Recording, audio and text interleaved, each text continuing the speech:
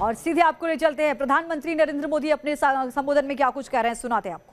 बैंकों को वापस मिली राशि भी है। हमारे देश में जब बैंकों से कोई उठा के भाग जाता है तो चर्चा बहुत होती है, लेकिन कोई दम वाली सरकार वापस लाती है तो इस देश में कोई चर्चा नहीं करता है।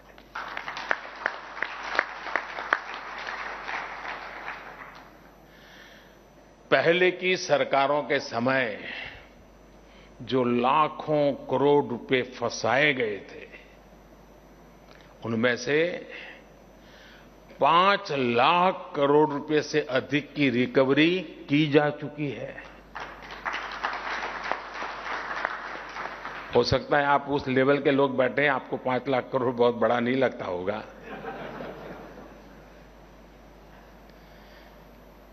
क्योंकि जिस प्रकार से एक सोच बनी हुई थी, यहां बैठे हुए उन लोगों की नहीं होगी ऐसा मुझे पूरा पक्का विश्वास है, लेकिन एक सोच बनी हुई थी, बैंक हमारी ही है, बैंक में जो है वो भी हमारा ही है, वहां रहे या मेरे यहां रहे क्या फर्क पड़ता है। और जो चाहा वो मांगा, जो मांगा वो मिला, और बाद में पता नहीं था कि 2014 में देश निर्णय कुछ और कर देगा। सारी स्थितियां साफ हो गई।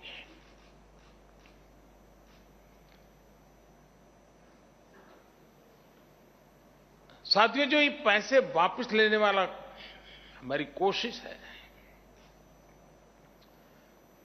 नीतियों का भी आधार लिया है, कानून का भी आधार लिया है, डिप्लोमेटिक चैनल का भी उपयोग किया है,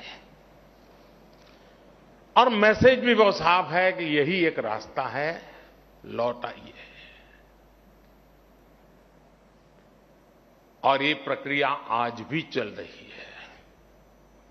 नेशनल एसेट रिकंस्ट्रक्शन कंपनी, इसके गठन से और 30,000 करोड़ रुपए से अधिक की सरकारी गारंटी से भी लगभग 2 लाख करोड़ रुपए के स्ट्रेस एसेट आने वाले समय में रिजॉल्व होने का अनुमान है। हम सभी ये भी देख रहे हैं कि पब्लिक सेक्टर बैंकों के कंसोलिडेशन से पूरे बैंकिंग सेक्टर की एफिकेसी बढ़ी है, और मार्केट से फंड रेज करने में भी बैंकों को मदद मिल रही है।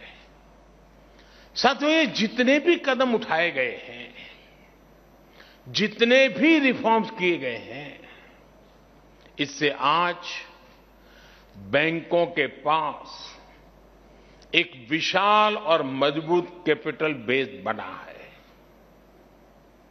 आज बैंकों के पास अच्छी खासी लिक्विडिटी है। एनपीएस की प्रोविजनिंग का बैकलॉग नहीं है। पब्लिक सेक्टर बैंकों के एनपीए आज 5 सालों में सबसे कम है ही। कोरोना काल के बावजूद इस फाइनेंशियल ईयर के पहले हाफ में हमारे बैंकों की मजबूती ने सबका ध्यान खींचा है। इस वजह से अंतर्राष्ट्रीय एजेंसीज भी भारत के बैंकिंग सेक्टर का आउटलुक अपग्रेड कर रही है।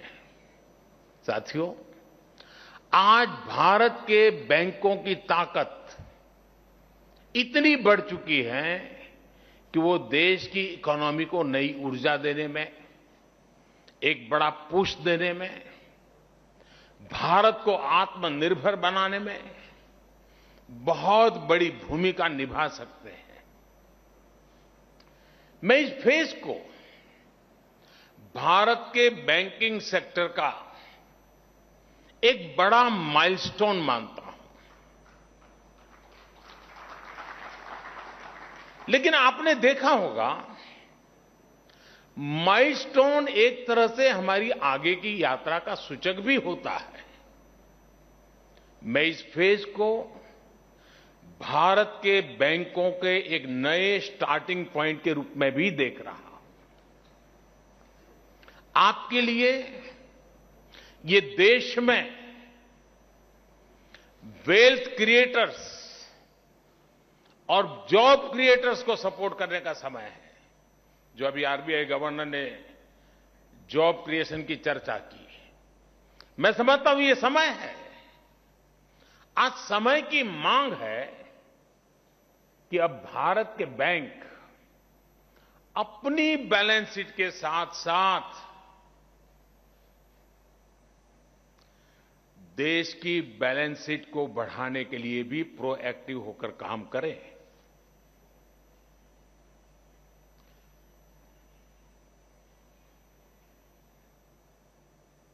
कस्टमर आपके पास आपकी ब्रांच में आए, ये इंतजार मत कीजिए। आपके कस्टमर की, कंपनी की, एमएसएमईज की जरूरतों को एनालाइज करके उनके पास जाना होगा, उनके लिए कस्टमाइज सॉल्यूशन देने होंगे। जैसे मैं उदाहरण देता हूं कि उत्तर प्रदेश के बुंदेलखंड इलाके में और तमिलनाडु में 2 डिफेंस कॉरिडोर बने। अब सरकार तेजी से वहां काम कर रही है। क्या उस कॉरिडोर के आसपास जुड़ी हुई जितनी बैंक ब्रांचेज है, क्या कभी उनको आपने बुलाया, उनसे मीटिंग की कि भाई डिफेंस कॉरिडोर बन रहा है, मतलब एक पूरा डिफेंस का नया सेक्टर यहां आ रहा है, बैंक प्रोएक्टिवली क्या कर सकती है? डिफेंस कॉरिडोर आने से ये चीज आने की संभावना है। कौन कौन कैप्टन्स हैं जो इसमें आएंगे, कौन छोटे चेन होंगे, एमएसएमईज होंगे जो इसकी सपोर्ट सिस्टम में आएंगे। इसके लिए हमारा बैंक का अप्रोच क्या होगा, प्रोएक्टिव अप्रोच क्या होगा, हमारी अलग अलग बैंकों के बीच में कंपटीशन कैसे होगी, द बेस्ट सर्विसेज कौन देता है। तब तो जाकर के भारत सरकार ने जिस डिफेंस कॉरिडोर की कल्पना की है उसको धरती पर उतारने में विलंब नहीं लगेगा। लेकिन ठीक है भाई, सरकार ने डिफेंस कॉरिडोर बनाया है, लेकिन मेरा तो उसी पर ध्यान है। क्यों? और 20 साल से हमारा एक वेल सेटल्ड क्लाइंट है, चल रही है गाड़ी, बैंक भी चल रही है, उसका भी चल रहा है, हो गया। तो इससे होने वाला नहीं है। साथियों, आप अप्रूवर हैं और आपने सामने वाला एप्लीकेंट है। आप दाता है और सामने वाला याचक। इस भावना को छोड़कर अब बैंकों को पार्टनरशिप का मॉडल अपनाना होगा। जैसे अब बैंक ब्रांच के स्तर पर ये लक्ष्य तय किया जा सकता है कि वो अपने क्षेत्र के 10 नए युवाओं या 10 लघु उद्यमियों के साथ मिलकर उनका व्यापार बढ़ाने में मदद करेगी। मैं जब स्कूल में पढ़ता था, उस जमाने में बैंकों का राष्ट्रीयकरण नहीं हुआ था, और उस समय मुझे बराबर याद है, साल में कम से कम 2 बार बैंक के लोग हमारे स्कूल में आते थे, स्कूल में। और बैंक में खाता क्यों खोलना चाहिए, छोटे छोटे बच्चों को गल्ला दे करके उसमें पैसा क्यों बचाना चाहिए, ये समझाते थे। क्योंकि तब वो सरकारीकरण नहीं हुआ था, तब आपको लगता था कि ये मेरी बैंक है, मुझे इसकी चिंता करनी है। एक कंपटीशन भी थी और बैंकिंग यानी फाइनेंशियल वर्ल्ड का बैंकिंग सेक्टर की आम सामान्य मानवीय को एक ट्रेनिंग भी जरूरी थी। सभी बैंकों ने काम किया है। राष्ट्रीयकरण होने के बाद शायद मिजाज बदला है, लेकिन 2014 में बैंक की इस शक्ति को मैंने पहचान करके जब उनको आह्वान किया